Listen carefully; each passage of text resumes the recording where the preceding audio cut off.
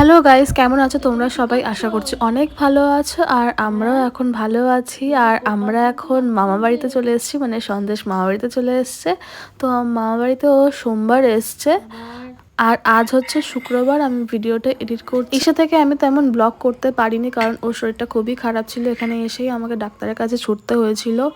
ও আজ ভালো তো কাল ভালো না, মানে ভোগে।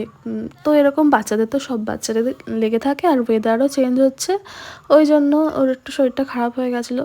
তো জ্বর, সর্দি, কাশি সব একসাথে, আর কাশিটা এত হচ্ছিল যে ও মানে যাই খাচ্ছিল সেটাই বমি করে দিচ্ছিল। তো তারপরে আমরা ডাক্তারের কাছে নিয়ে গেছিলাম। তো ডাক্তার ওষুধ দিল, এখন মোটামুটি ঠিক আছে। তাই আমি আবার একটু ভিডিও করছি। আর এদিকে দেখো গোপালের থালা নিয়ে ও কী করছে, গোপালকে মারছে।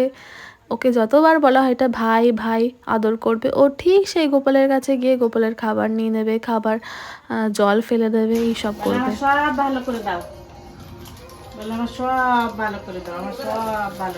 তাই জন্য মা একটু গোপালকে নিয়ে ওর মাথায় ছোঁয়ালো।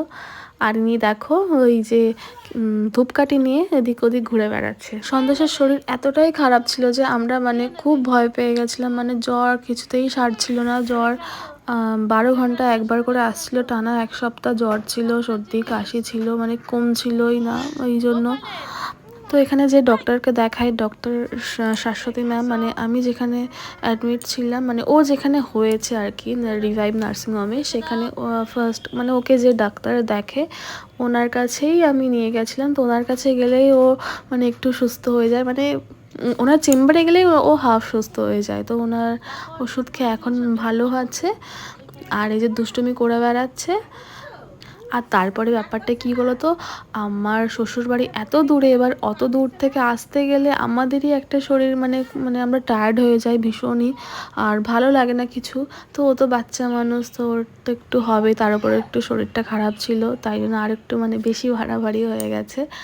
আর কি করব, বাবাকে নাও বলতে পারিনি, কারণ আমাদের ডেট হয়ে গেছিলো, বাবা সেদিনকে আসতো, আর বাবা বাড়ি থেকে বেরিয়েও গেছিলো গাড়ি নিয়ে।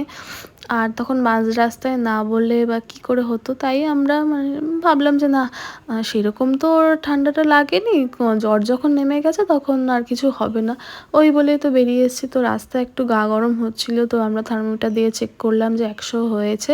তো আমরা ওষুধ দিয়েছিলাম, তারপরে বাড়ি এসে দিব্যি ভালো ছিল, সুস্থ ছিল, আর খেলাধুলা সব কিছুই করছিল। তারপর থেকেই মানে জ্বরটা আসছিলো ঘুরে ফিরে।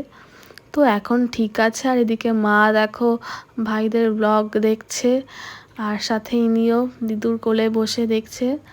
আর এইভাবেই এখন সুস্থ আছে, ঠিক আছে, ভালো আছে, দেখেও ভালো লাগছে। দেখো গোপালের মুকুট খুলে নিচ্ছে, একবারই কি করছে, মানে ওই যে তাল ঘোল পাকিয়ে দেয় বাড়িতে। আর এই যে মামা এসছে, মামা সারা দিন বাড়িতে আসেনি, এই যে রাত্রে খেতে এসছে। কাজের এত চাপ, মানে কাজের চাপের জন্য খাওয়া দাওয়া স্নান টান কিচ্ছু হয় না, না স্নান তো হয়ই না, আর কি বলবো। আর এই যে ইনি পাইচারি করে বেড়াচ্ছে, ক্যাদদারি করছে। তোমাদেরকে বলি যে নিয়মিত ব্লগ করার চেষ্টা করবো, ব্লগ দেওয়ার চেষ্টা করবো, কিন্তু এই বাচ্চা নিয়ে পেরে উঠি না। মানে ও এতটাই দুরন্ত, এতটাই চঞ্চল যে ওকে রেখে কিছু করা যায় না, একা তো রাখাই যায় না, মানে একা কেউ ওকে সামলাতে পারবেও না। তো ভীষণই দুরন্ত। তারপরে আর কি, এই যে বাবার সাথে এবার একটু রাতে খেলা করবে, খেলা করে তারপরে ঘুমাতে যাবে। তো আমার ব্লগটা এই অবধিই ছিল। ভালো লাগলে অবশ্যই লাইক কমেন্ট শেয়ার করে দিও, আর টাটা। পরের ব্লগের জন্য অপেক্ষা করো।